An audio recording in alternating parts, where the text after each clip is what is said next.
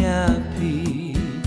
wat la da umat na nga ki jaw in re happy it nga nam pen pa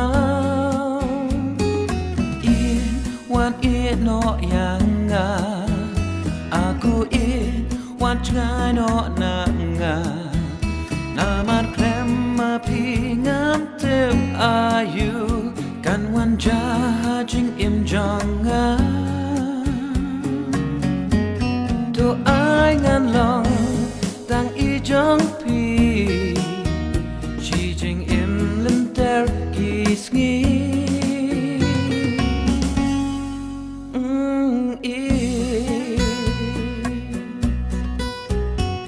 kum no ken ngan le a kum no ngan ong ba ya pi ba i ngam kwa ban pen mong hala min sin ya la dia tinga ong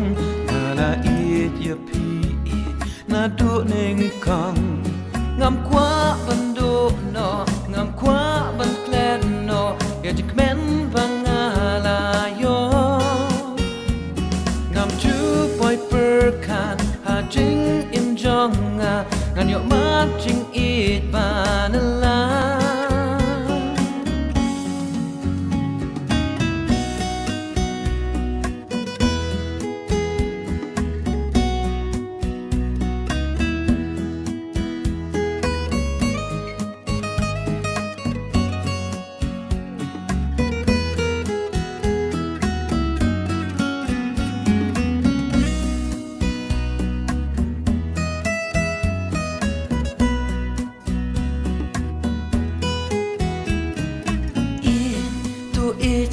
yang nga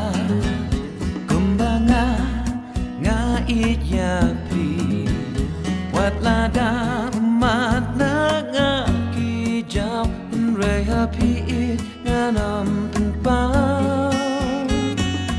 in wan it no yang nga aku it wan chai no na nga na mat klem ma pi ngam tem ayu kan wan ja jing im jong nga to ai ngan long tang i jong pi chi jing im lim ter ki sngi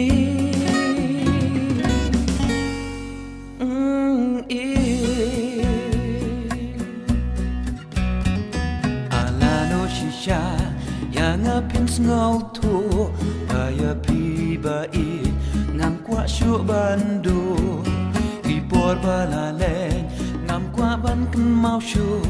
ba ya ka jing it ngam la ban ngo thu kan ray it min ta na ngo thu shi sha tin it ka ta ya nga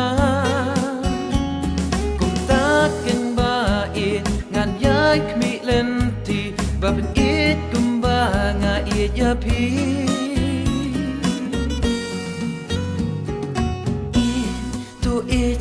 yang nga kumbanga nga it ya pi wat la da mat na nga ki jaw re happy it nga nam pen pa in wan it no yang nga aku it wan chai no na